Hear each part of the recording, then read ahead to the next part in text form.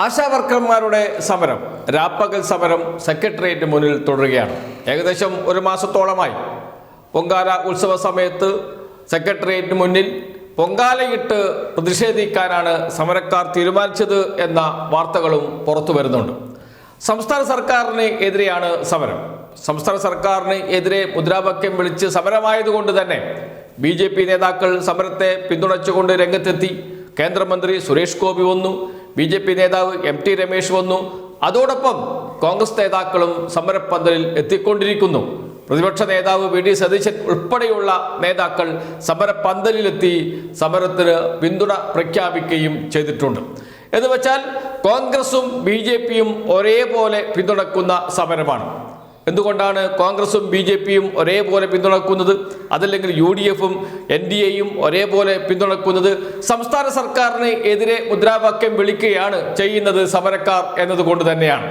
എന്നാൽ സംസ്ഥാന സർക്കാരാണോ ഈ പ്രശ്നങ്ങൾ പരിഹരിക്കേണ്ടത്? ആശാവർക്കർമാരുടേത് അല്ല എന്ന് നേരത്തെ തന്നെ സംസ്ഥാന ആരോഗ്യ വകുപ്പ് മന്ത്രി വീണ ജോർജും മറ്റു മന്ത്രിമാരുമൊക്കെ പറഞ്ഞിട്ടുമുണ്ട്. സമാന്തരമായി മറ്റൊരു സമരം നടക്കുന്നുണ്ട്. ആ സമരം രാജ്ഭവന് മുന്നിലാണ്. ആശാവർക്കർമാർ തന്നെയാണ് സമരത്തിൽ പങ്കെടുക്കുന്നത്. ആ സമരം നയിച്ചത് CITU ആണ്. CITU പറയുന്നത് സമരം ചെയ്യേണ്ടത് സംസ്ഥാന സർക്കാരിനെതിരെയല്ല, കേന്ദ്ര സർക്കാരിനെതിരെയാണ് എന്നാണ്. എന്നാൽ കേരളത്തിൽ ആശാവർക്കർമാർ SUCI എന്ന രാഷ്ട്രീയ പാർട്ടിയുടെ നേതൃത്വത്തിൽ നടക്കുന്ന ഈ സമരം സംസ്ഥാന സർക്കാരിനെതിരെ ആയതുകൊണ്ട് വലിയ പിന്തുണ ലഭിച്ചുകൊണ്ടിരിക്കുന്നു മാധ്യമങ്ങളിൽ നിന്നുപോലും. അങ്ങനെ മാധ്യമ ശ്രദ്ധ ആകർഷിച്ച് മാധ്യമ പരിലാളന ഏറ്റ് നടത്തുന്ന സമരം കോൺഗ്രസ് നേതാക്കൾ, BJP നേതാക്കൾ എല്ലാവരും പിന്തുണ കൊടുക്കുന്ന സമരം. ഒരു ഘട്ടം കഴിഞ്ഞപ്പോൾ CPIMും പ്രചാരണ രംഗത്തിറങ്ങി സമരത്തിനെതിരെ. എന്തിനാണ് ഈ സമരം ചെയ്യേണ്ടത്? കേന്ദ്ര സർക്കാരിനെതിരെയല്ലേ? തൊഴിലാളികളായി പോലും ആശാവർക്കർമാരെ അംഗീകരിക്കാത്തവരാണ് കേന്ദ്ര സർക്കാർ. കേവലം 2000 രൂപ മാത്രമാണ് ആശാവർക്കർമാർക്ക് കേന്ദ്ര സർക്കാർ നൽകുന്നത്. നിയമസഭയിൽ കണക്ക് അവതരിപ്പിച്ചുകൊണ്ട് മന്ത്രി വീണ ജോർജ് ഇക്കാര്യം വ്യക്തമാക്കുകയും ചെയ്തു. മറ്റ് സംസ്ഥാനങ്ങളെക്കാൾ കൂടുതൽ തുക നൽകുന്നത് കേരളത്തിലാണ് എന്ന്. അപ്പോഴും BJP നേതാക്കളും കോൺഗ്രസ് നേതാക്കളും അംഗീകരിക്കാൻ തയ്യാറായില്ല. കേന്ദ്ര സർക്കാരാണ് പ്രശ്നം പരിഹരിക്കേണ്ടത് എന്ന്. എന്നാൽ ഇപ്പോൾ പാർലമെന്റിൽ ഇതേ കോൺഗ്രസ് നേതാക്കൾ, കോൺഗ്രസ് MPമാർ അടിയന്തര പ്രമേയമായി പ്രശ്നം അവതരിപ്പിക്കുകയാണ്. എന്തൊക്കെയാണ് ആവശ്യം? ആശാവർക്കർമാരെ തൊഴിലാളികളായി അംഗീകരിക്കണം. ആശാവർക്കർമാരുടെ സേവന വേതന വ്യവസ്ഥകൾ പരിഷ്കരിക്കണം. ആരാണ് ആവശ്യം ഉന്നയിക്കുന്നത്? കോൺഗ്രസ് നേതാക്കൾ. കോൺഗ്രസ് നേതാക്കളായ MPമാർ പാർലമെന്റിൽ ഈ ആവശ്യം ഉന്നയിക്കുന്നു. ലോക്സഭയിൽ കൊടിക്കുന്ന് സുരേഷ്, NK പ്രേമചന്ദ്രൻ ഉൾപ്പെടെയുള്ള നേതാക്കളാണ് ഈ ആവശ്യം ഉന്നയിച്ച് അടിയന്തര പ്രമേയത്തിന് നോട്ടീസ് കൊടുത്തിരിക്കുന്നത്. രാജ്യസഭയിൽ കോൺഗ്രസിന്റെ രാജ്യസഭാംഗമായ ജബി മേത്തർ ഈ പ്രശ്നം ഉന്നയിക്കുകയും ചെയ്തിട്ടുണ്ട്.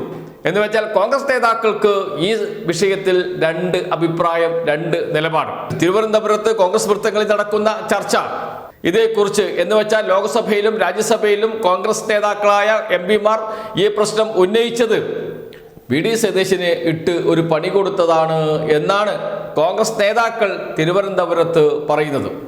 കേരളത്തിൽ ആശാവർക്കർമാർ സമരം നടത്തുന്നു. ആ സമരത്തെ സംസ്ഥാന സർക്കാരിനെതിരെ തിരിച്ചുവിടുക, മാധ്യമങ്ങൾ അതിന് പിന്തുണ കൊടുക്കുന്നു, മന്ത്രി വീണ ജോർജിനെ പ്രതിക്കൂട്ടിൽ നിർത്തുക, സർക്കാരിനെ പ്രതിക്കൂട്ടിൽ നിർത്തുക. CITU നേതാക്കൾ, പ്രത്യേകിച്ച് എളമരം കരീം, ആശാവർക്കർമാർക്കെതിരെ മോശം പ്രതികരണം നടത്തിയിരിക്കുന്നു. സമരം നടത്തേണ്ടത് സംസ്ഥാന സർക്കാരിനെതിരെയല്ല എന്ന് പറഞ്ഞിരിക്കുന്നു. CITUവിന്റെ നേതൃത്വത്തിൽ രാജ്ഭവന് മുന്നിൽ സമരം നടത്തുന്നു. കേന്ദ്ര സർക്കാരാണ് ഇതിന് ഉത്തരവാദി എന്ന് പറയുന്നു. തുടങ്ങിയുള്ള വലിയ പ്രചാരണം കഴിഞ്ഞ ദിവസങ്ങളിൽ കേരളത്തിലെ മാധ്യമങ്ങൾ നടത്തിയിരുന്നു. പക്ഷെ ഇപ്പോഴിതാ അതേ കോൺഗ്രസ് നേതാക്കൾ, കോൺഗ്രസ് MPമാർ പാർലമെന്റിൽ ഈ പ്രശ്നം ഉന്നയിച്ചു. എന്ന് വെച്ചാൽ കേന്ദ്ര സർക്കാർ പ്രശ്നം പരിഹരിക്കണം എന്ന് പറഞ്ഞു. അപ്പോൾ ഇത്ര നാളും പറഞ്ഞു നടന്നത് എന്തായി? സംസ്ഥാന സർക്കാരിന് എതിരെ സമരം നടത്തിയത് എന്തിന്?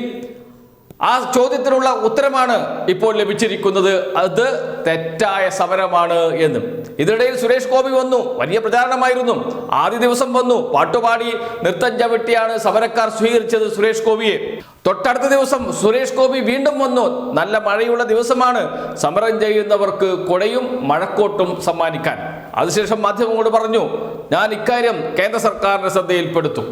പ്രധാനമന്ത്രിയെ വേണമെങ്കിൽ നേരിട്ട് കാണും, മന്ത്രി നദ്ദയെ കാണുന്നുണ്ട്, കണ്ട് സംസാരിക്കുന്നുണ്ട്. ഈ പ്രശ്നങ്ങൾ കേന്ദ്ര സർക്കാരിന് മുന്നിൽ അവതരിപ്പിക്കും. സമരം ചെയ്തതിന്റെ പേരിൽ ആശാ വർക്കർമാർക്കെതിരെ നടപടിയെടുത്താൽ കേന്ദ്ര ഫണ്ട് തടയും. ഇതാണ് മന്ത്രി പറഞ്ഞത്. സുരേഷ് ഗോപി അവസാനം ദില്ലിയിൽ പോയി കേന്ദ്രമന്ത്രിയെ കണ്ടു. പ്രധാനമന്ത്രിയെ കാണാൻ പറ്റിയില്ല, അങ്ങോട്ട് അടുപ്പിച്ചില്ല. കേന്ദ്രമന്ത്രിയെ കണ്ടിട്ട് പറഞ്ഞു എല്ലാം നൽകുന്നുണ്ട് സംസ്ഥാന സർക്കാർ എന്നാണ്. അത് ഏറ്റുപിടിക്കാൻ ആരൊക്കെ ഉണ്ടായിരുന്നു? LK പ്രേമചന്ദ്രൻ ഉണ്ടായിരുന്നു. 2024-25 വർഷത്തെ വിഹിതം കേന്ദ്ര സർക്കാർ നൽകിയതുമായി ബന്ധപ്പെട്ട് സംസാരിച്ചുകൊണ്ട് എല്ലാ സഹായവും കേന്ദ്ര സർക്കാർ നൽകിക്കഴിഞ്ഞിരിക്കുന്നു, സംസ്ഥാന സർക്കാരാണ് ഇനി ചെയ്യേണ്ടത് എന്ന് സമരപ്പന്തൽ വന്ന് പ്രസംഗിച്ച LK പ്രേമചന്ദ്രൻ തന്നെ പാർലമെന്റിൽ പോയി കേന്ദ്ര സർക്കാരിനോട് ആവശ്യപ്പെടുകയാണ് സേവന വേതന വ്യവസ്ഥകൾ പരിഷ്കരിക്കണം, ആവശ്യമായ സഹായങ്ങൾ നൽകണം, ആശാ വർക്കർമാരെ തൊഴിലാളികളായി അംഗീകരിക്കണമെന്ന്. CITU നേരത്തെ രാജ്ഭവന് മുന്നിൽ ഉയർത്തിയ അതേ മുദ്രാവാക്യം, അതേ ആവശ്യം LK പ്രേമചന്ദ്രൻ ദില്ലിയിൽ പോയി ലോക്സഭയിൽ ഉന്നയിക്കുന്നു.